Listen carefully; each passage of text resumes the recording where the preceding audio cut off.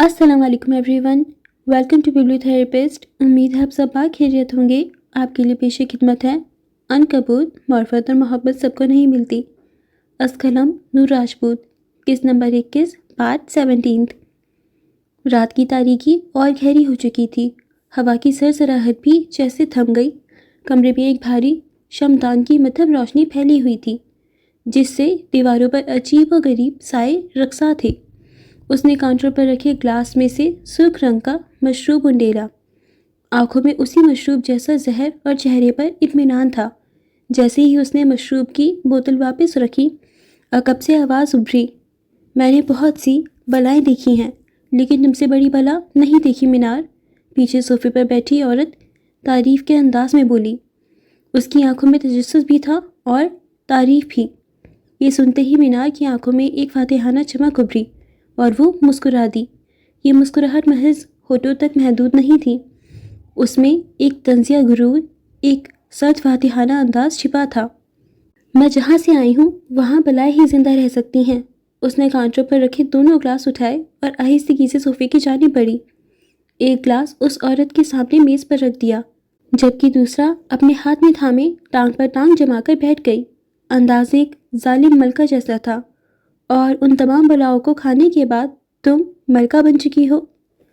सामने बैठी औरत ने ग्लास उठाकर होठों से लगाया। मीनार ने बस आबरू उचकाए, जैसे तारीफ वसूल की हो, और हाथ में थामा मशरूब अपने लबों से लगाया, जैसे वो फतेह का जाम हो।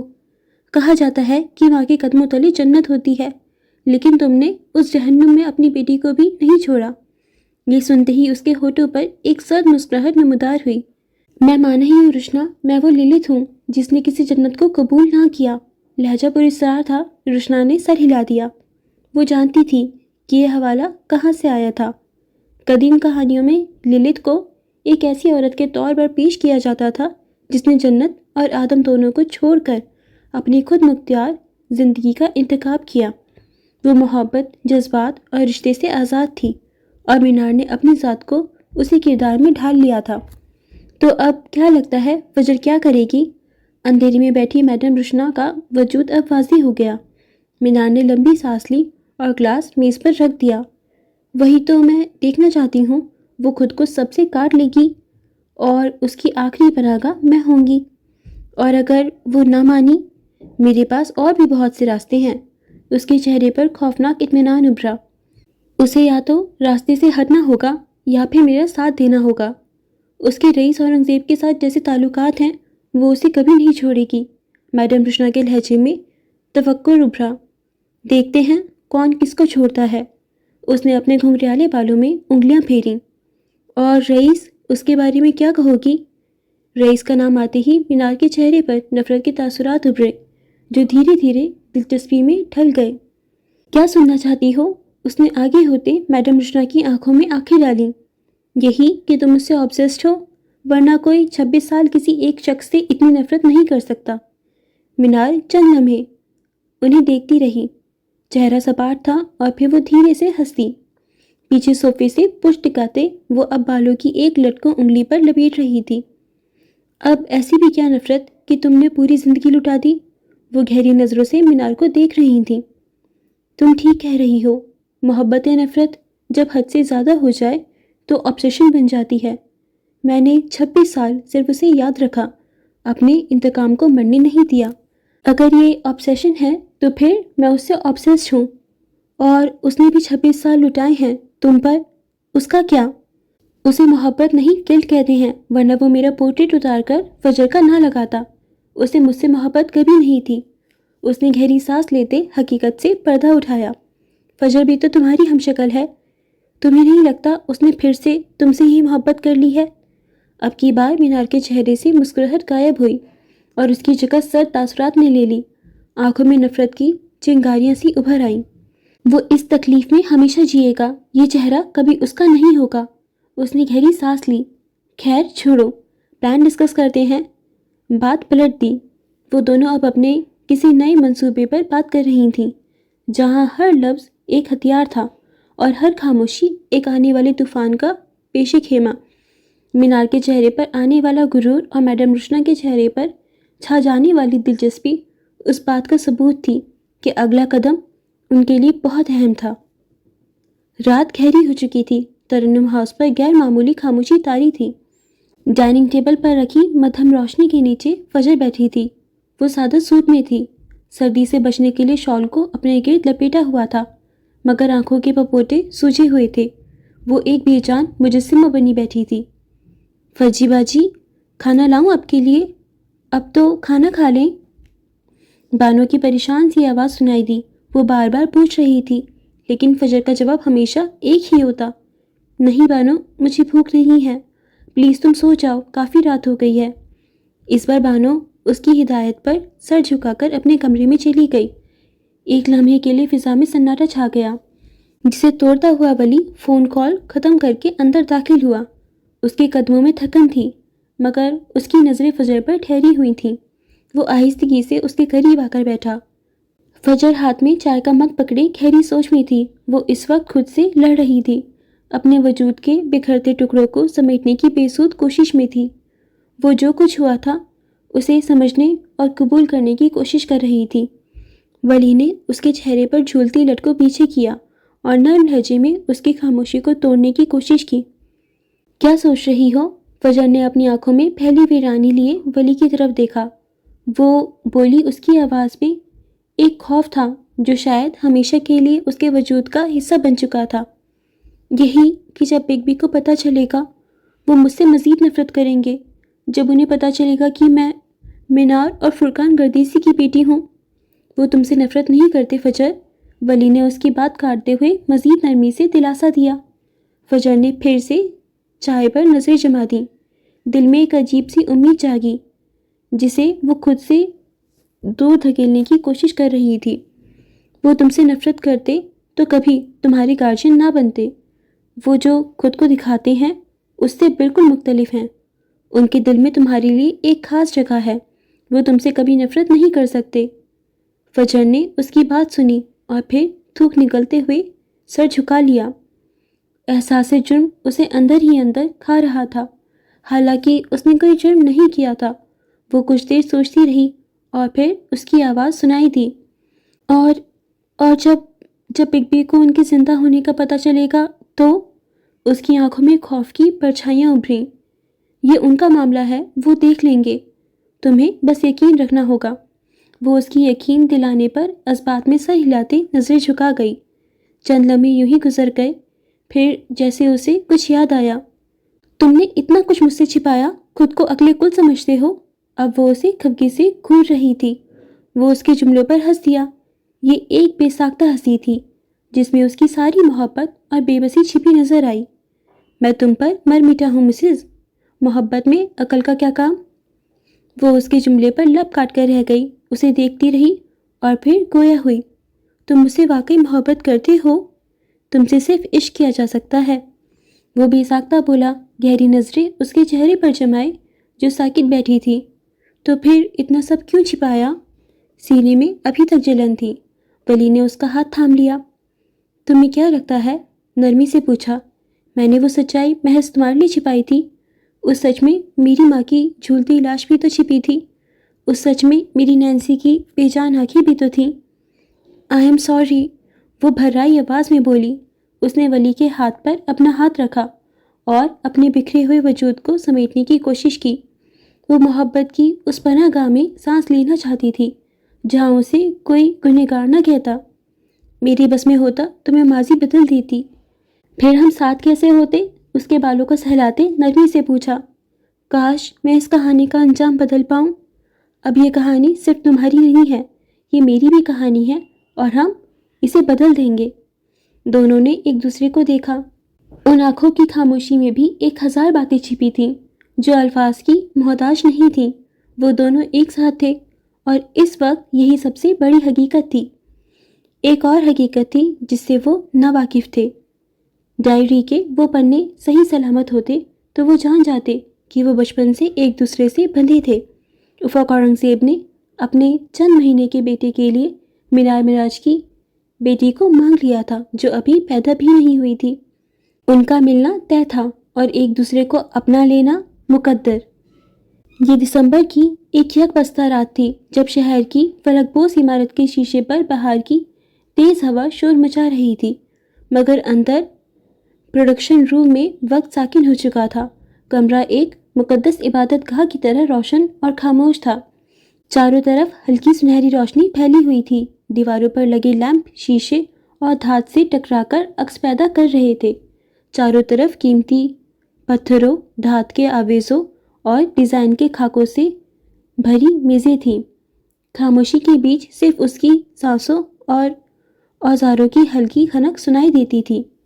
رئیس لمبے سیاہ کوٹ میں ملبوس، بازو موڑ کر جھکا ہوا تھا۔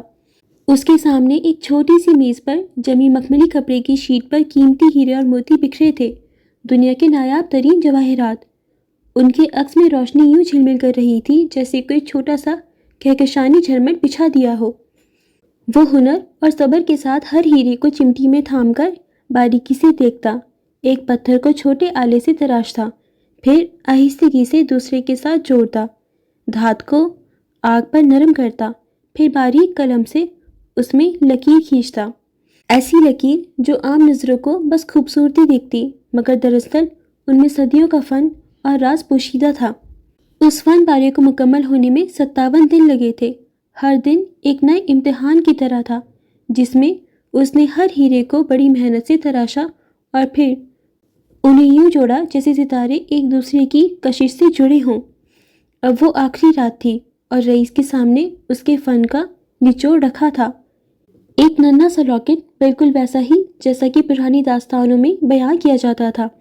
اس کی شکل سادہ تھی، ایک بیسویں کھول جو باہر سے ایک خوبصورت سیاہ اور گہرے رنگ کے ہیرے سے بنا ہوا تھا۔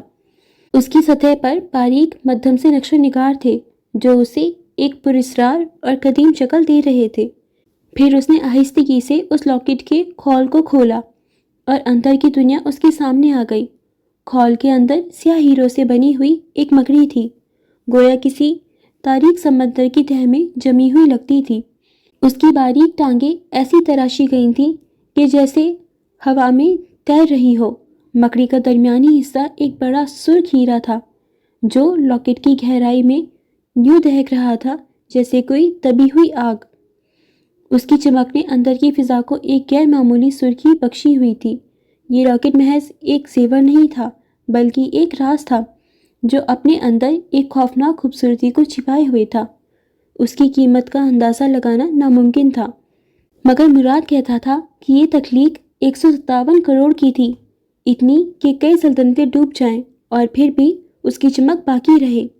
جب راکٹ مکمل ہو گیا تو اس کی آنکھوں میں تھکن اور سکون دونوں نمایاں تھے۔ 57 دنوں کی مسلسل محنت، ان کے اندرونی وسوسے، اس کی یکسوئی، سب کا حاصل اس لاکٹ کی صورت میں تھا۔ یہ لاکٹ نہیں تھا بلکہ ایک جال تھا جسے وہ دنیا اور شاید خود اپنے لیے بن چکا تھا۔ لکڑی کی میز پر رکھے مگ میں کافی کب کی ٹھنڈی ہو چکی تھی۔ اس کی سطح پر پتلا سا دھندلا پردہ جم گیا تھا، جیسے وقت خود بھی تھک کر تھم گیا ہو۔ فلک اپنی مخصوص نیلی چادر میں لپٹی کرسی پر جھکی بیٹھی تھی۔ اس کے سامنے کھلی اسکرین پر لفظوں کی لڑی بن رہی تھی۔ کی بورڈ پر پھسلتی انگلیاں بار بار رکتیں، پھر چلنے لگتیں، جیسے اس کے دل کی دھڑکنیں اسکرین پر بہہ رہی ہوں۔ جب محبت ٹھکرا دے تو اس سے کیسے باہر نکلا جائے؟ جب محبت ٹھکرا دے تو انسان کا دل پہلے اپنی ہی دھڑکنوں کو دشمن سا لگنے لگتا ہے۔ وہ لمحے جو کبھی روشنی کے چراغ تھے اب اندھیروں کے کھنجر بن جاتے ہیں۔ مگر زندگی کا کمال یہی ہے کہ وہ ٹوٹی ہوئی اینٹوں سے بھی ایک نیا آشیانہ بنا لیتی ہے۔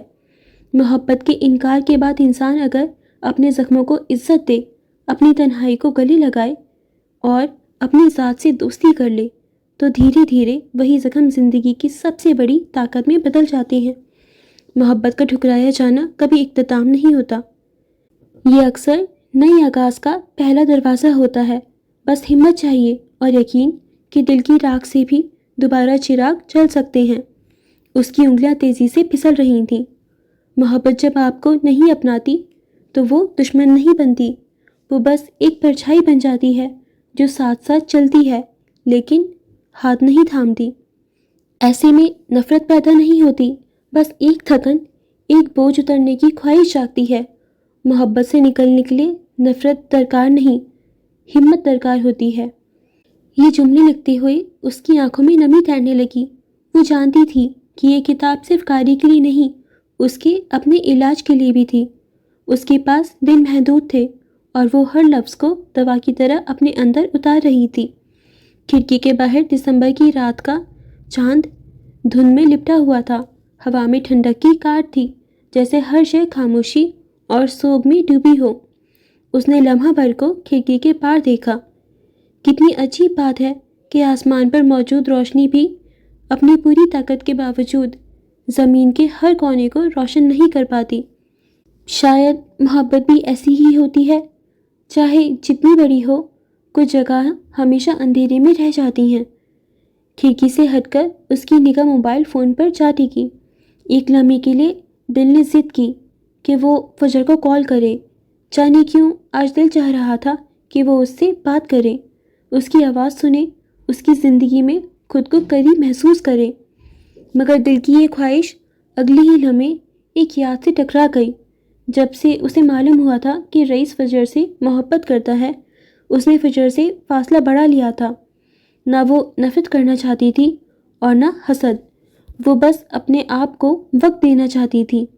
اسے لگتا تھا فجر کے قریب جانا اس کے اپنے زخم کو ہرا کر دے گا، اور وہ چاہتی تھی کہ یہ زخم اپنی رفتار سے مندمل ہو جائے۔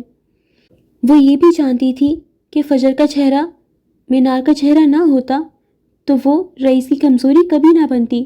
وہ جانتی تھی اس میں فجر کا قصور نہیں تھا، یہ تو بس اس ایک چہرے کی بات تھی۔ وہ چہرہ! اس نے موبائل اٹھا لیا۔ اسکرین جل اٹھی۔ چند لمحوں تک وہ نمبر دیکھتی رہی۔ انگلی بار بار کال کے بٹن پر جا رہی تھی، مگر دبا نہ سکی۔ دل کہہ رہا تھا کہ آج تنہائی بانٹ لی جائے، لیکن عقل کہہ رہی تھی کہ یہ کمزوری ہے۔ آخر کار اس نے موبائل میز پر رکھ دیا اور آنکھیں بند کر کے لمبی سانس لی۔ کمرے میں پھر خاموشی چھا گئی۔ صرف گھڑی کی ٹک ٹک باقی تھی۔ وہ نہیں جانتی تھی جو فجر پر گزر چکی تھی، کیونکہ ہر شخص اپنی اپنی تنہائی اپنے اپنے سائے سے لڑ رہا ہوتا ہے۔ کسی کے پاس وقت نہیں کہ وہ دوسرے کا بوجھ اٹھائے۔ شاید اسی کا نام زندگی ہے۔ وہ تھکی ہوئی مسکرائی، پھر دوبارہ سیدھی ہو بیٹھی اور زہر خوردہ پری کے مسودے پر اگلا جملہ لکھنے لگی۔ مینار فیشنز کی راہداری اس صبح ایک شاہی قلعے کی راہداری لگ رہی تھی۔ روشنی ماربل کے فرش پر یوں جھلک رہی تھی جیسے کسی تخت کے سامنے قالین بچھایا گیا ہو، اور وہ اس قالین پر قدم رکھتی آگے بڑھ رہی تھی۔ اس کے قدموں کی ٹک ٹک میں مضبوطی تھی۔ رات اس پر کیسی بھی گزری ہو، چاہے وہ اندر ہی اندر ٹوٹ کر بکھری ہو، تنہائی نے اسے نگلنے کی کوشش کی ہو یا آنسوؤں نے دل کا بوجھ ہلکا کیا ہو، مگر صبح وہ ہمیشہ ایک نئی عورت بن کر اٹھتی تھی۔ یہی اس کی سب سے بڑی خوبی تھی۔ وہ جانتی تھی کہ ایک عورت کو ٹوٹنے کا حق ہے، مگر بکھرے رہنے کی اجازت نہیں۔ وہ جانتی تھی فجر معراج ٹوٹ سکتی تھی، مگر جھک نہیں سکتی تھی، اور عورت چاہے اندر سے کتنی ہی زخمی کیوں نہ ہو، اپنی سلطنت کے دربار میں اسے ملکہ بن کر آنا ہوتا ہے۔ اور اس کی یہ عادت اچھی تھی کہ وہ بہت جلد خود پر قابو پا لیتی تھی، زخموں کو آنکھوں کے پیچھے قید کر لیتی تھی، اور چہرے پر ایسا جلال سجا لیتی تھی کہ دیکھنے والا گھبرا جاتا تھا۔ آج بھی اس نے اپنے وجود کو شاہکار کی طرح سنوارا تھا۔ گہرا زمرد سبز سلک بلاؤز جس پر باریک سنہری دھاگے کی کڑھائی تھی، اس کے ساتھ سیاہ ہائی ویسٹ پینٹ اور آئینے کی طرح چمکتی کوٹ شوز، کانوں میں ننھے مگر نایاب ڈائمنڈ سٹڈز، کلائی پر ایک نفیس گھڑی اور بال نفیس جوڑے میں بندھے ہوئے۔ وہ اپنی مخصوص چال چلتی آگے بڑھ رہی تھی۔ ہوا اس کے وجود کے ساتھ جھکتی محسوس ہو رہی تھی۔ ابھی وہ اپنے آفس کے دروازے تک پہنچی بھی نہ تھی کہ اچانک موبائل بج اٹھا۔ اسکرین پر پرائیویٹ نمبر چمکا۔ ایک پل کے لیے اس کی آنکھوں میں خوف کی ایک جھلک ابھری، مگر فوراً ہی اس کے لبوں پر ایک زہر بھری مسکراہٹ سج گئی۔ وہ مسکراہٹ جو اس کی اصل پہچان تھی، کسی کے سامنے کمزور نہ پڑنے کی، ملکہ معلوم کی پہچان۔ فون کان سے لگایا، لب ہولے سے ہلے۔ Hello mother. دوسری جانب چند لمحے کی خاموشی تھی، گویا مینار اس لفظ کی توقع نہیں کر رہی تھی۔ میری مدر کہنے پر مت سمجھیے گا کہ میں آپ کو اپنی ماں سمجھ رہی ہوں، کیونکہ میری ماں ترنم عالمگیر ہے۔ دوسری جانب چند لمحے کی خاموشی چھائی رہی، پھر مخصوص آواز ابھری، تو پھر کیا سوچا تم نے بیبی گرل؟ فجر کی مسکراہٹ مزید گہری ہو گئی، لہجے میں آئینی اعتماد، لفظوں میں چٹان جیسی سختی عہد آئی۔ آپ میری ماں ہوتی تو شاید جان جاتی، میں اپنی کوئی چیز نہیں چھوڑتی۔ فون کی دوسری طرف جیسے ہوا کھنک گئی، مینار کی بھویں ضرور سکڑی، اسے نہ سننے کی عادت نہیں تھی۔ تم جانتی ہو تم کیا کہہ رہی ہو؟ آف کورس، اسی لیے کہہ رہی ہوں، مجھے ڈرانا بند کریں۔ یہ میرا گھر ہے، یہ میری سلطنت ہے، یہ ٹوٹے گا نہیں، کبھی نہیں۔ یہ سنتے ہی مینار کی ہنسی ابھری، وہ ہنسی جس میں تحقیر، طنز اور خطرہ تینوں تھے۔ اچھا، تو تمہیں اندازہ بھی نہیں اس کا انجام کیا ہو سکتا ہے۔ مجھے جاننے میں کوئی دلچسپی نہیں، آپ بس یہ جان لیں کہ میں کہیں نہیں جا رہی، نہ اس گھر سے، نہ اس کھیل سے۔ بیگم ان ہو چکی تھی، اس نے بنا کچھ سنے فون بند کر دیا، دروازہ دھکیلا اور اپنے آفس میں داخل ہوئی۔ ایک چہرے والی دو عورتیں آمنے سامنے آ چکی تھیں، ایک فجر معراج اور دوسری مینار معراج، وہ جو ایک دوسرے کا سایہ تھیں۔ ایک کے وجود میں جادو اور زہر تھا، دوسرے کے وجود میں غرور اور تخت۔ اگر فجر معراج سے رانیاں ڈرتی تھیں تو مینار معراج ان رانیوں کو کھا جاتی تھی۔ اب یہ کھیل دو ملکاؤں کا تھا، دیکھنا یہ تھا کہ سلطنت پر قبضہ کس کا ہوتا۔ سوشل میڈیا کی چکا چوند دنیا میں وہ ایک خبر نہیں، ایک دھماکہ تھا۔ ایمبر لائٹ اسٹوڈیوز کی آفیشیل پیج پر جاری کی گئی مختصر مگر تباہ کن پوسٹ نے فیشن اور شوبز کی دنیا میں بھوچال پیدا کر دیا تھا۔ انتہائی افسوس کے ساتھ مطلع کیا جاتا ہے کہ مینار فیشنز کے ساتھ ہمارا معاہدہ فوری طور پر ختم کیا جا رہا ہے۔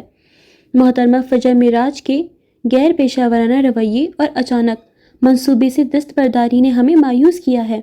ہم عالمی صنعت میں ذمہ داری اور عزم کی قدر کرتے ہیں اور اس قسم کا رویہ ناقابل قبول ہے۔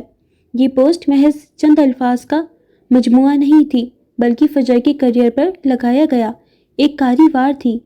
ابھی لوگ اس خبر کے جھٹکے سے سنبھل بھی نہ پائے تھے کہ ایک ویڈیو وائرل ہو چکی تھی۔ اسکرین پر فجر معراج کا چہرہ تھا، وہی نقوش، وہی جانی پہچانی آواز، مگر الفاظ نخوت بھرے تھے۔ میں ایک ملکی فلم پر کام کر رہی ہوں، جس کی وجہ سے میرے پاس ایمبر لائٹ جیسے بڑے پروجیکٹس کے لیے وقت نہیں ہے۔ کبھی کبھی اپنے ذاتی عزائم زیادہ اہم ہوتے ہیں۔ بس پھر کیا تھا، تبصروں اور سرخیوں کا ایک طوفان امڑ آیا۔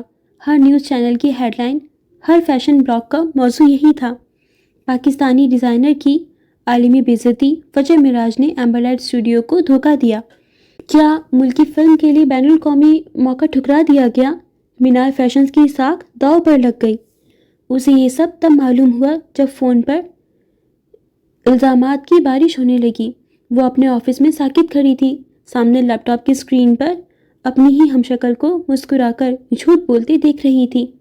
اس کا دماغ سن اور دل برف کی طرح ٹھنڈا ہو رہا تھا۔ یہ وہ نہیں تھی، یہ کال اس نے نہیں کی تھی، یہ ویڈیو اس نے نہیں بنائی تھی، یہ مینار تھی، اور اس کے الفاظ گونج اٹھے، تم صرف میری پرچھائی ہو۔ یہ اس کی نافرمانی کی پہلی سزا تھی۔ اگلے چند گھنٹے مینار فیشنز کے لیے قیامت سے کم نہ تھے۔ دفتر کی پرسکون راہداریوں میں سرگوشیوں کا زہر گھل چکا تھا۔ ہر کوئی فجر کو شکی نگاہ سے دیکھ رہا تھا، اس کی عقل پر ماتم کر رہا تھا۔ واگ جیسے میگزین کے فرنٹ کور تک پہنچنے والی فجر معراج اب نفرت کی زد میں تھی۔ یہ فجر نے کیا کر دیا؟ اتنی بڑی کمپنی سے کون معاہدہ توڑتا ہے؟ اب کمپنی کا کیا ہوگا؟ ہماری ساکھ تو مٹی میں مل گئی۔ فون کی گھنٹیاں بجنا بند نہیں ہو رہی تھیں۔ ایک کے بعد ایک مقامی کلائنٹس اپنے پروجیکٹس روکنے، معاہدوں پر نظر ثانی کرنے کی دھمکیاں دے رہے تھے۔ جو برانڈز کل تک مینار فیشنز کے ساتھ کام کرنے پر فخر کرتے تھے، آج وہ اپنا نام اس غیر پیشہ ورانہ کمپنی کے ساتھ جوڑنے سے خوفزدہ تھے۔ یہ خبر صرف بین الاقوامی نہیں رہی تھی بلکہ ملکی سطح پر بھی ان کی بنیادیں ہلا رہی تھیں۔ سوال ڈھیروں اور جواب ندارت۔ وہ خاموش رہی، اس کے پاس کوئی جواب نہیں تھا۔ وہ جانتی تھی کہ یہ آگ مینار نے لگائی تھی اور اس کا مقصد صرف اسے جلانا نہیں بلکہ اس کی شناخت کو راکھ کر دینا تھا، اور اس وقت وہ جل رہی تھی۔ اس کی شناخت، اس کی پہچان پر حملہ ہوا تھا۔ وہ کیسے سہ پاتی؟ میز پر دونوں ہاتھ رکھے وہ جھکی ہوئی تھی۔ اس کا غصہ، اس کی جلن دور دور تک محسوس کی جا سکتی تھی۔ اس کی شناخت پر وار کیا گیا تھا، وہ کیسے سہ پاتی؟ اس کے ناخن میز کی سطح میں گڑ گئے، آنکھیں سرخ ہو چکی تھیں۔ وہ زبان دانتوں تلے دبائے خود پر ضبط کر رہی تھی، اپنی چیخ کو اپنے اندر روکے ہوئی تھی۔ اسی دوران شہر کے دوسرے کونے میں مینار اپنی نیم تاریک اسٹڈی میں بیٹھی تھی۔ اس کے سامنے لگی معطل اسکرینوں پر وہی خبریں، وہی ویڈیوز اور لوگوں کے غصے بھری تبصرے گردش کر رہے تھے۔ اس کے ہاتھ میں پکڑے کپ سے اٹھتی بھاپ اس کے چہرے کی شیطانی تاثرات کو مزید پراسرار بنا رہی تھی۔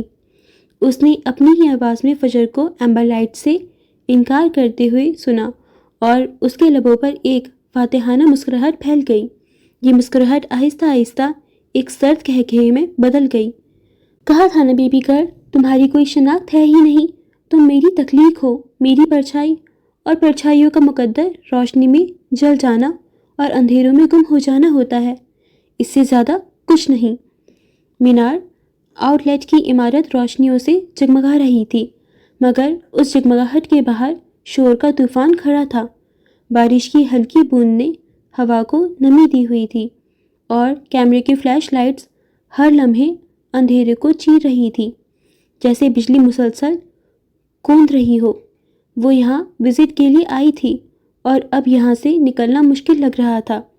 شیشے کے دروازے کے پیچھے سیکیورٹی کا ایک حلقہ بنا ہوا تھا۔ اندر سے قدموں کی چاپ ابھری اور سب کی نظریں ایک دم تن گئیں۔ اگلے ہی لمحے دروازہ کھلا اور وہ منظر سامنے آیا جس کا انتظار تھا۔ فجر معراج، جس کا وہ انتظار کر رہے تھے۔ وہ آہستہ آہستہ دروازے سے باہر نکلی۔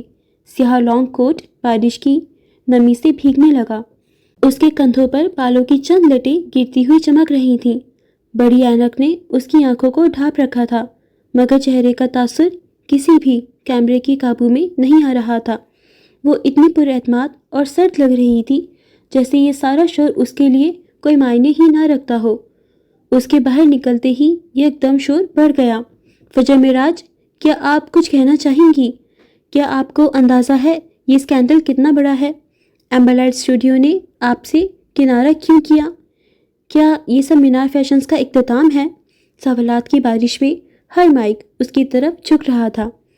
فلیش لائٹس مسلسل چمک رہی تھیں اور رپورٹرز ایک دوسرے کو دھکیلتے ہوئے آگے بڑھنے کی کوشش کر رہے تھے، مگر وہ ایک پتھر کی دیوار کی طرح چلتی رہی، نہ رکی، نہ پلٹی، نہ کوئی جواب دیا۔ اس کے عقب میں ولی چل رہا تھا، ایک ہاتھ ہلکا سا اٹھائے، دوسرا قریب آنے والوں کو روکتے ہوئے۔ اس کے چہرے پر سختی تھی اور آنکھوں میں تیکن۔ وہ آنکھیں آگے بڑھنے والوں کو خبردار کر رہی تھیں۔ گارڈز نے ہجوم کو گھیرا ہوا تھا، مگر وہ اس تک پہنچنے کی بھرپور کوشش کر رہے تھے۔ گاڑی ہجوم کے پار کھڑی تھی، لمبی بلیک، جس کی کھڑکیاں اندر کا منظر چھپا رہی تھیں۔ ڈرائیور نے دروازہ کھول رکھا تھا، مگر وہاں تک پہنچنا گویا ایک معرکہ تھا۔ وہ ہونٹ آپس میں سختی سے پیوست کیے آگے بڑھ رہی تھی۔ اس کی ہیلز کی ہلکی ٹک ٹک بارش سے بھیگی فرش پر گونجتی اور شور میں بھی ایک الگ تاثر دیتی۔ کیمرے کے سامنے وہ ہر لمحہ ایک تصویری فریم بنتی جا رہی تھی، شاہانہ مگر ناقابل تسخیر۔ ایک رپورٹر گارڈ کا گھیرا توڑتے ہوئے آگے بڑھا۔ اس سے پہلے وہ فجر تک پہنچتا، ولی نے اسے پیچھے کالر سے پکڑا اور دور جھٹکا۔ کہا نہ دور رہو۔ ہجوم لمحے بھر کے لیے پیچھے ہٹا، مگر فوراً پھر سمٹ آیا۔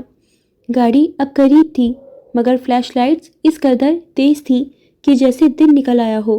فجر نے ایک لمحے کو گردن اٹھائی، اس کے ہونٹوں پر ہلکی سی مسکراہٹ آئی، ایسی مسکراہٹ جو نہ وضاحت دیتی تھی نہ انکار کرتی تھی، بس ایک خاموشی جو سب کو اور زیادہ بے چین کر گئی۔ وہ گاڑی تک پہنچی اور اندر بیٹھ گئی۔ کیا آپ اس ویڈیو کی وضاحت نہیں کریں گی؟ کیمرے اس لمحے جھپٹ پڑے مگر ولی نے دروازہ پوری طاقت سے بند کیا اور ایک نگاہ ہجوم پر ڈالی۔ وہ نگاہ خود ایک جواب تھی، یہ تمہارے سوالوں کے حقدار نہیں ہیں۔ وہ خود بھی اندر بیٹھ گیا۔ ڈرائیور نے جھٹکے سے گاڑی بڑھا دی۔ ہجوم نے آخری بار دھاوا بولا۔ مائک اور کیمرے کھڑکیوں سے ٹکرائے، لوگ چیخے، فلیش لائٹس گئیں، مگر لمحہ گزر گیا۔ گاڑی شور اور ہجوم کو پیچھے چھوڑ کر سڑک پر نکل گئی۔ اندر ایک عجیب سی خاموشی چھا گئی، صرف گاڑی کا ہلکا سا شور باقی تھا۔ اس نے آہستگی سے سر سیٹ کے ساتھ ٹکایا، آنکھیں موند لیں۔ ولی نے اس کی طرف دیکھا۔ وہ جانتا تھا باہر دنیا طوفان اٹھا رہی تھی، مگر اس وقت خاموشی ہی ان کی ڈھال تھی۔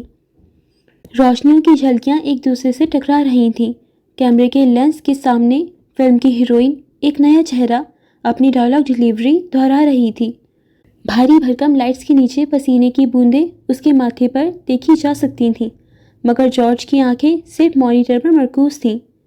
کیمرہ رولنگ، سین 47، ٹیک 2، ایکشن۔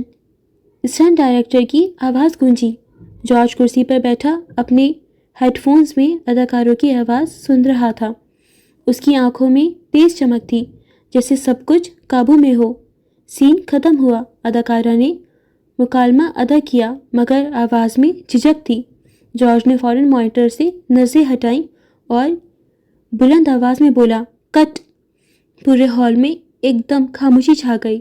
بوم مائک تھامے لڑکے نے ہاتھ ڈھیلے کر دیے۔ ایکسپوزر والے نے کیمرہ بند کیا۔ سب کی نظریں جارج پر ٹھہر گئیں۔ اور زیادہ جذبات چاہیے، یہ کردار کمزور نہیں ہے، اس کے اندر شدت ہے۔ وہ کرسی سے ٹکا اور اداکارہ کے قریب جا کر نرم مگر مضبوط لہجے میں بولا، پھر سے ریہرسل کرو، تم یہ کر سکتی ہو۔ اداکارہ نے سر ہلایا۔ جارج کی نظریں چند لمحوں کے لیے روشنیوں میں اٹکیں اور پھر اس نے اپنے ڈائریکٹرز چیئر پر بیٹھنے کے لیے رخ موڑا۔ وہ ابھی بیٹھا ہی تھا کہ قریب رکھی میز پر اس کا فون زور زور سے بجنے لگا۔ وہ کافی دیر سے بج رہا تھا۔ اس نے ایک نظر اسکرین پر ڈالی۔ نمبر انجان تھا۔ وہ ریکارڈنگ روکنا نہیں چاہتا تھا، مگر کال بار بار آ رہی تھی۔ آخر کار اس نے اسٹاف کو اشارہ کیا، 5 منٹ کا بریک۔ سیٹ پر ہلچل بڑھ گئی، کوئی پانی لا رہا تھا، کوئی اگلے سین کی تیاری کر رہا تھا، مگر جارج کے کانوں میں بس فون کی مسلسل بیل گونج رہی تھی۔ وہ فون اٹھا کر اسٹیج کے شور سے دور ایک کونے کی جانب نکل آیا۔ کال بند ہو چکی تھی۔ وہ بھی فون کرنے والے کے بارے میں سوچ ہی رہا تھا کہ اچانک اسکرین پر ایک نوٹیفیکیشن ابھرا۔ ایک ویڈیو موصول ہوئی تھی۔ اس نے کس قدر تیزی سے ویڈیو اوپن کی۔ جیسے ہی ویڈیو چلی، اس کے چہرے کا رنگ فک ہو گیا۔ وہ اپنی جگہ جم گیا۔ اسکرین پر وہ خود تھا، جارج جوزف، اور اس کے ساتھ باورچن صوفی کی بیٹی لیزا۔ یہ جوزف پیلس کے کچن کی فوٹیج تھی۔ وہ لمحہ جب ولیم نے اچانک وہاں آ کر جارج کو یہ شرمناک حرکت کرتے دیکھ لیا تھا اور ان دونوں کے بیچ لڑائی ہوئی تھی۔ نہیں، یہ نہیں ہو سکتا، وہ ہکلاتے ہوئے بڑبڑایا۔ اس کی انگلیاں کپکپانے لگیں۔ لیزا کے چہرے پر مسکراہٹ تھی۔ وہ قریب کھڑی تھی اور جارج اس پر جھکا ہوا تھا۔ یہ دیکھتے ہوئے اس نے دوسرا ہاتھ بے اختیار اپنے لبوں پر رکھ لیا، وہی لب جن سے اس نے ایک کمزوری کا اظہار کیا تھا، جن پر اس نے کنٹرول کھو دیا تھا۔ چہرے کا رنگ پہلے سفید پڑا، پھر غصے اور خوف میں سرخ ہونے لگا۔ دل کی دھڑکن تیز سے تیز تر ہو گئی۔ فون دوبارہ بجنے لگا۔ اس بار اس نے لرزتے ہاتھوں سے کال ریسیو کی۔ ہیلو؟ آواز اس کے گلے میں ہی پھنس گئی۔ Hello George? لیزا کی مدھم مگر خطرناک آواز ابھری۔ کیا بکواس ہے یہ لیزا؟ وہ اچانک پھٹ پڑا، دماغ گھوم گیا تھا۔ بکواس نہیں ہے، یہ حقیقت ہے۔ تم مجھے سالوں سے نظر انداز کر رہی ہو جارج، جبکہ میں بس تمہیں سوچتی ہوں۔ تم جانتی ہو یہ کیا ہے؟ تم مجھے بلیک میل کر رہی ہو۔ آواز دھیمی مگر تیز تھی۔ یہ صرف میرے لیے تھا، ایک یاد، پر تم مجھے پسند ہو جارج، اور میں اب اس پیلس میں صرف باورچن کی بیٹی بن کر نہیں رہ سکتی۔ تم ہوش میں تو ہو؟ وہ ہولے سے گرایا، ضبط کی آخری حد۔ ہوش میں تو اب آئی ہوں، وہ ہنسی۔ یہ ویڈیو میں نے اپنے لیے بنائی تھی، لیکن اب وقت آ گیا ہے کہ اسے دنیا دیکھے۔ سوچو جارج، تمہارے باپ کی حرمت کہاں جائے گی؟ تمہارا نام، تمہارا کریئر، یہ خاندان کا وقار سب خاک میں مل جائے گا۔ جارج کا دم خشک ہو گیا۔ تم برباد ہو جاؤ گے، اس سے بہتر ہے کہ تم اس جینی چڑیل کو دفع کرو اور مجھ پر دھیان دو۔ 3 دن، بس 3 دن ہے تمہارے پاس، سوچ سمجھ کر فیصلہ کرنا۔ کال کٹ گئی۔ وہ بے جان ٹانگوں کے ساتھ قریبی کرسی پر بیٹھ گیا۔ آنکھوں کے سامنے سب دھندلا گیا۔ اس معاشرے میں یہ کوئی بڑی بات نہیں تھی، ایسے تعلق عام تھے، مگر اپنے ہی گھر کی باورچن کے ساتھ شوبز کے لوگوں کو ویسے بھی کچھ معاف نہیں ہوتا تھا۔ ان کی چھوٹی سی غلطی بڑی تباہی لا سکتی ہے، وہ بھی اس وقت جب دعویٰ کرنے والے گھر کی ملازمہ ہو۔ حالانکہ ان کا ایسا کوئی رشتہ نہیں تھا، نہ جارج کا اس سے ایسا کوئی جسمانی تعلق تھا، مگر یہ چھوٹی سی غلطی بے داغ کردار پر اگر داغ لگ جائے تو مٹانا مشکل ہو جاتا ہے۔ اف، یہ کیا کر دیا تھا اس نے؟ فوراً ویڈیو ڈیلیٹ کی، یوں جیسے لیزا کے فون سے بھی ڈیلیٹ ہو جائے گی۔ بے ساختہ پیشانی مسلی، غصے اور جذبات کے فیصلے کبھی کبھی منہ کے بل گراتے ہیں۔ ارد گرد شور بڑھ رہا تھا، اداکار ہنس رہے تھے، کوئی ڈائلاگز دہرا رہا تھا، کوئی روشنیوں کا زاویہ درست کر رہا تھا، مگر اس کی سماعت میں صرف سائیں تھی۔ اس نے پیشانی تھام لی، سر میں درد کی لہر اٹھ رہی تھی، حلق خشک تھا۔ اسٹیج کی روشنیوں کا حالت دور سے جھلملاتا رہا، مگر جارج کی آنکھوں کے آگے اندھیرا چھا گیا۔ اس کے کانوں میں لیزا کی آخری بات گونج رہی تھی، تم برباد ہو جاؤ گے جارج، 3 دن ہے تمہارے پاس۔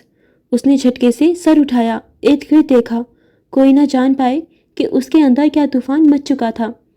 پھر گہری سانس لی، دونوں ہاتھوں کی انگلیاں آپس میں بھیجیں اور دھیرے دھیرے اپنے چہرے پر ایک مصنوعی اطمینان سا لایا۔ جارج، اسٹنٹ ڈائریکٹر اس کے قریب آیا، شاٹ ریڈی ہے۔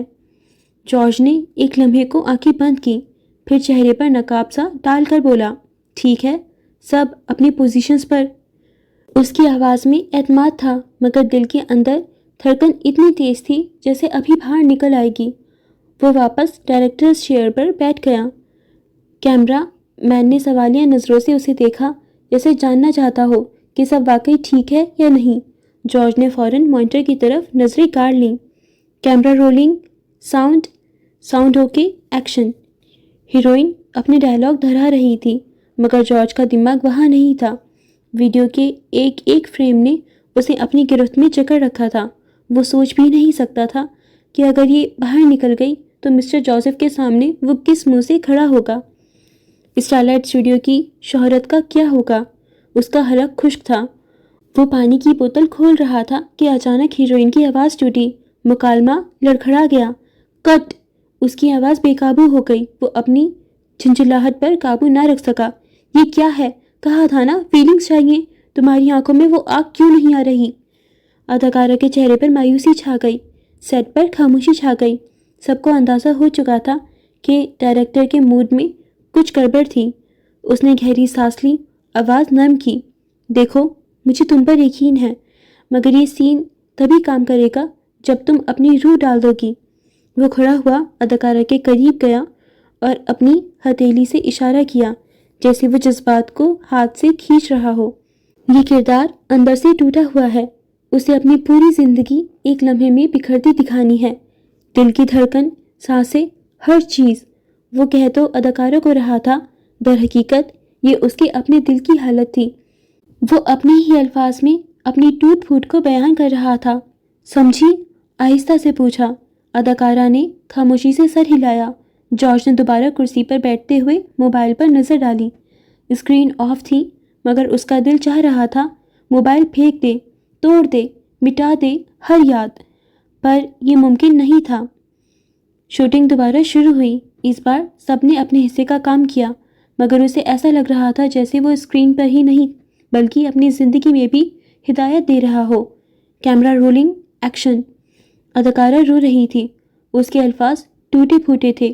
جارج نے مانیٹر پر دیکھا، ہاں یہی تو ہے، ٹوٹنا، مگر اس ٹوٹنے میں بھی ایک اداکاری چاہیے، ایک پردہ، ایک نقاب۔ سین مکمل ہوا۔ اسٹنٹ ڈائریکٹر نے خوش ہو کر داد دی، زبردست شاٹ۔ سب نے تالیاں بجائیں مگر جارج کے لبوں پر مسکراہٹ کے پیچھے ایک گہری تھکن چھپی تھی۔ اس نے اگلی سین کی ہدایت دی۔ یہ شوٹنگ تو چلتی رہتی مگر اس کے سامنے اصل ڈرامہ شروع ہو چکا تھا۔ 3 دن، صرف 3 دن۔ گاڑی کی شیشوں پر ہلکی دھند جم رہی تھی۔ سڑک پر ہلکی اوس کی بوندیں بچھی تھیں جیسے کوئی سرگوشی کر رہی ہو۔ رئیس گاڑی کے پیچھے سیٹ پر ٹیک لگائے بیٹھا تھا۔ سامنے والی سیٹ پر فون کی اسکرین پر تیزی سے انگلیاں چلا رہا تھا جبکہ ڈرائیور خاموشی سے گاڑی آگے بڑھا رہا تھا۔ رئیس کی نظریں کھڑکی سے باہر تھیں لیکن دماغ کہیں اور۔ ایمبلائٹ اسٹوڈیوز کی خبر اس تک پہنچ چکی تھی۔ فجر کا نام بدنام ہو رہا تھا۔ ہر چینل، ہر اسکرین پر وہی تماشا۔ اس نے ایسا کیوں کیا تھا یہ سمجھ نہیں آ رہا تھا۔ وہ جان بوجھ کر ایسا کبھی نہیں کرے گی اور ابھی تک اس کا کوئی بیان سامنے نہیں آیا تھا۔ کیا کر رہی تھی وہ؟ بھویں سکڑی ہوئی تھی اور چہرے پر گہری سنجیدگی۔ چھوٹے سے بات کر رہا ہوں، آخر مکڑی نے ایسا بلنڈر کیوں مارا؟ رئیس نے پلکیں جھکائی، خاموشی سے سنا۔ تم ملنے کب آؤ گے چھوٹے؟ مکڑی نے ایسا کیوں کیا؟ انٹرنیشنل بدنامی کیوں لی؟ مجھے سب جاننا ہے۔ اپنا ٹائپ کیا میسج بھی سنایا۔ فی الوقت میں اپنی بیوی کے ساتھ ڈنر پہ ہوں، ابھی نہیں آ سکتا۔ یہ میسج پڑھتے ہی مراد کے چہرے پر استہزائیہ ابھرا۔ آگ لگا کر محترمہ ڈنر کر رہی ہیں، کمال ہے۔ رئیس خاموش رہا، یوں جیسے اس کی باتیں انسنی کر رہا ہو، جیسے کچھ سنا ہی نہ ہو۔ کچھ یاد آنے پر رئیس چونک کر آگے جھکا اور میز پر رکھا فون اٹھا کر زرتاش کا نمبر ملایا۔ کئی بار بیل گئی مگر دوسری طرف سے کال نہیں اٹھائی گئی۔ پھر اس نے لینڈ لائن ملایا۔ 2 گھنٹیوں کے بعد فون اٹھایا گیا۔ ملازمہ کی مدھم آواز ابھری۔ جی صاحب، زرتاش کہاں ہیں؟ اس کا سوال برق کی طرح کڑا تھا۔ وہ گھر پر نہیں ہے صاحب۔ اس کی پیشانی پر شکنیں ابھری۔ گھر پر نہیں ہے؟ آفس سے تو وہ کافی دیر پہلے نکل گئی تھی۔ جی میں جانتی ہوں، بڑے صاحب کے لیے ڈاکٹر آنے والے ہیں، آپ فکر نہ کریں، ان کا چیک اپ میں خود دیکھ لوں گی۔ آج کل احمد اورنگزیب صاحب کا نرسنگ اسسٹنٹ چھٹی پر تھا اور آج ان کا ماہانہ معائنہ تھا۔ دھیان سے، اس نے تنبیہ کی۔ ٹھیک ہے صاحب، مگر وہ… ملازمہ کی اگلی بات نے جیسے زمین اس کے قدموں کے نیچے سے چھین لی۔ وہ فجر میڈم آئی ہیں، بڑے صاحب کے کمرے میں ہیں، انہوں نے مجھے اندر نہیں آنے دیا، تھوڑی عجیب لگ رہی ہیں اور آپ کا انتظار کر رہی ہیں۔ فجر گھر پہ؟ وہ الجھا۔ مراد نے چونک کر سر اٹھایا۔ جی صاحب، میڈم فجر ہی ہیں۔ ملازمہ گھبرائی ہوئی لگ رہی تھی۔ رئیس نے ایک لمحے کے لیے فون کان سے ہٹایا اور مراد کو اشارہ کیا۔ کیا ولی ان کے ساتھ ہے؟ اس نے فون دوبارہ کان سے لگایا۔ نہیں صاحب، وہ اکیلی ہیں۔ لیکن وہ دونوں تو ریسٹورنٹ… مراد نے الجھ کر کہا۔ ٹھیک ہے، رئیس نے اس بات میں سر ہلاتے فون بند کر دیا۔ کیا واقعی وہ دونوں ایک ساتھ ہیں؟ اس نے سنجیدگی سے مراد کو دیکھا۔ کیسی باتیں کر رہے ہو؟ وہ دونوں ابھی ریسٹورنٹ میں ہیں، یہ دیکھ لو لوکیشن۔ اس نے ریسٹورنٹ کی لوکیشن دکھائی مگر اس سے پہلے رئیس کچھ کہتا فون کی اسکرین پر ایک نوٹیفیکیشن ابھرا، ویڈیو کال کا نوٹیفیکیشن۔ اس نے جیسے ہی کال اٹینڈ کی، اسکرین پر ایک عورت ابھری، گھنگریالے بال، چہرے پر وہی پراسرار کشش، آنکھوں میں زہر اور طنز۔ اس کے پیچھے بستر پر اورنگزیب صاحب لیٹے تھے۔ ہیلو رئیس، وہ جو سمجھنے کی کوشش کر رہا تھا اس کے انداز اور لہجے پر ساکت ہوا۔ سوچا آج آفیشیلی ملاقات ہو ہی جائے، میں انتظار کر رہی ہوں، امید ہے تم جلدی آؤ گے۔ آپ کو کیا لگتا ہے احمد صاحب، آپ کا پوتا کتنی دیر میں پہنچ جائے گا؟ اس نے موبائل کا رخ ان کی جانب کیا جن کے چہرے پر دہشت کے سائے تھے۔ میں انتظار کر رہی ہوں، وہ رئیس کو دیکھتے ہوئے مسکرائی اور کال کاٹ دی۔ یہ کیا تھا؟ مراد الجھا، جبکہ رئیس کے ہاتھ سے فون لڑک کر نیچے گر گیا۔ رئیس کا دل زوردار دھڑکنوں میں بندھ گیا۔ یہ ناممکن ہے، وہ ہولے سے بڑبڑایا۔ یہ فجر ایک وقت میں 2 جگہ پر کیسے؟ مراد ششدر سا بولا، جبکہ رئیس کے لیے دنیا 360 درجے پر گھوم گئی۔ یہ فجر نہیں ہے، اس کی آواز دور سے آتی سنائی دے رہی تھی۔ یہ مینار ہے۔ مینار؟ مراد ساکت ہوا۔ وہ زندہ بھی تو ہو سکتی ہے۔ ولی کا جملہ سماعت سے ٹکرایا اور وہ اپنی جگہ پر جم گیا۔ جبکہ رئیس کی آنکھوں میں 26 سال کا بوجھ، یادوں کا سمندر اور غصے کی تپش یکجا ہو چکی تھی۔ ہر چیز واضح ہونے لگی۔ گاڑی کے اندر لمحے بھر کو موت جیسی خاموشی چھا گئی۔ گاڑی واپس موڑو، فوراً گھر کی طرف۔ اس کی آواز میں عجیب سا خوف ابھرا۔ ڈرائیور نے بریک لگائے اور گاڑی رئیس مینشن کی طرف پلٹ گئی، جبکہ رئیس اور مراد دونوں جیسے گونگے ہو گئے۔ کمرے میں نیم اندھیرا تھا، پردے گرے ہوئے اور صرف بیڈ سائڈ لیمپ کی زرد روشنی احمد اورنگزیب کے لرزتے چہرے پر پڑ رہی تھی۔ ان کی سانسیں بھاری اور بے ترتیب تھیں، جیسے ہر سانس کے ساتھ وہ اپنی ہمت کا آخری قطرہ جمع کر رہے ہوں۔ سامنے کرسی پر وہ بیٹھی تھی، مینار، کھنگھریالے بال شانوں پر بکھرے ہوئے، آنکھوں میں بجلیاں اور مسکراہٹ میں زہر۔ اس کے وجود کا ہر عکس کمرے کی فضا کو خوف سے بوجھل کر رہا تھا۔ احمد صاحب کے لب کپکپا رہے تھے۔ وہ کچھ کہنا چاہتے تھے مگر لفظ حلق میں اٹک جاتے۔ مینار کا یوں سامنے آنا انہیں گم کر گیا تھا۔ یہ کیسے ممکن ہے؟ ان کی آواز اتنی مدھم تھی جیسے کسی نے سینے پر پتھر رکھ دیا ہو۔ وہ دھیما سا مسکرائی۔ ممکن؟ سب کچھ ممکن ہے احمد صاحب، لیکن آپ کے لیے ایک خواب بھی ہو تو ڈراونا ہے۔ پھر وہ اٹھی، آہستہ آہستہ چلتی ہوئی بیڈ کے قریب آئی اور دونوں ہاتھ بیڈ کے کونے پر رکھ دیے۔ جانتے ہیں یہ سب آپ کی غلطی ہے۔ اگر آپ نے برسوں پہلے میری زندگی رئیس سے نہ جوڑی ہوتی، اگر آپ نے مجھے اس جال میں دھکیلا نہ ہوتا تو آج یہ سب نہ ہوتا۔ اورنگزیب صاحب کی آنکھوں میں دہشت کی پرچھائیاں اور گہری شرمندگی ایک ساتھ تیرنے لگی۔ پسینے کی بوندیں ان کی پیشانی سے بہہ کر تکیے پر گرنے لگیں۔ آپ نے مجھے قربان کر دیا، اپنی پوتی کی سزا مجھے دی۔ کیوں؟ کیا میں آپ کی نواسی نہیں تھی؟ کیا میں آپ کو عزیز نہیں تھی؟ وہ جھک کر ان کی آنکھوں میں آنکھیں ڈالے دیکھتی رہی۔ لیکن دیکھیے، اب میں لوٹ آئی ہوں۔ اورنگزیب صاحب کے ہونٹ کپکپائے۔ مینار، بس اتنا ہی کہہ پائے۔ آواز رند گئی، آنکھوں میں صدمہ کہ وہ زندہ کیسے ہو سکتی ہے، اور اگر زندہ تھی تو اب تک کہاں تھی؟ ان کے نام لینے پر وہ ہنستے ہوئے سر جھٹک گئی۔ کتنا آسان ہے نا آپ لوگوں کے لیے ایک لڑکی کی زندگی برباد کرنا، اور پھر برسوں بعد حیرت سے صرف اس کا نام لینا۔ مینار، اس نے لفظ دہراتے ہوئے سرد آہ بھری۔ نہیں احمد صاحب، اب صرف نام نہیں، اب میں حقیقت ہوں، آپ کی آنکھوں کے سامنے، آپ کی مرضی کے خلاف۔ وہ سیدھی ہوئی، ایک نظر ان پر ڈال کر ٹہلنے لگی۔ آپ سوچ رہے ہوں گے میں یہاں کیوں آئی ہوں، تو سن لیں، حساب برابر کرنے۔ گردیزی خاندان کا انجام تو آپ بھی دیکھ چکے ہیں، اب باری اورنگزیب خاندان کی ہے۔ احمد صاحب کے لب ہلے مگر زبان نے ساتھ نہ دیا۔ وہ صرف لرزتی نظریں اس پر گاڑے رہے۔ دل کی دھڑکن اتنی تیز تھی جیسے سینہ پھاڑ کر باہر آ جائے گی۔ ڈریے مت، ابھی آپ کی جان نہیں لوں گی، لیکن اتنا یاد رکھیے گا، آج جو کچھ ہو رہا ہے وہ آپ کی اپنی لگائی ہوئی بنیادوں کا نتیجہ ہے۔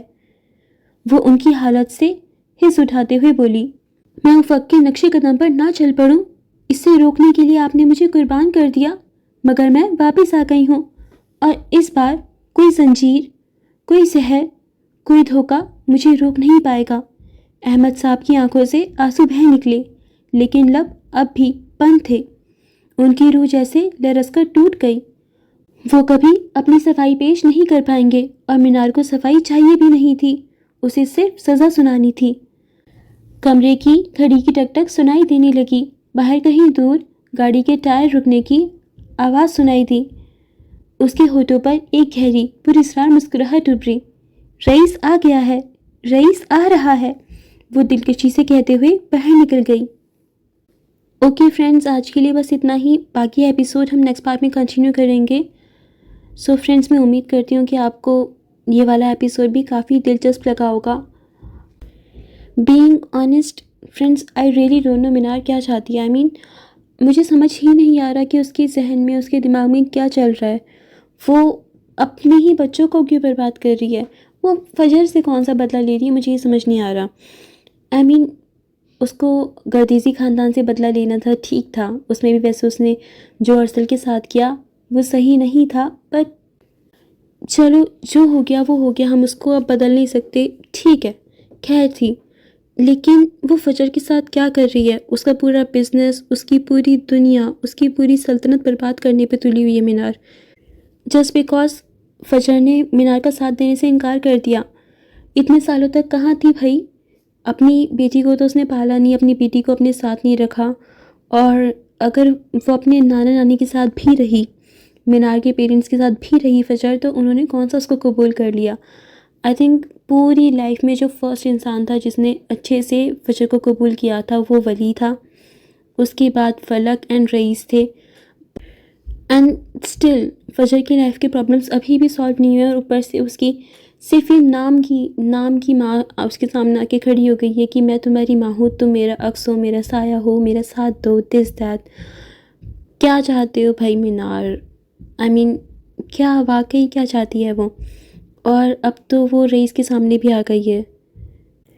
ویسے آپ کو نہیں لگتا مینار کا زیادہ ہو رہا ہے نا؟ زیادہ ڈرامہ کر رہی ہے یار مینار، کیوں کر رہے ہو ایسا؟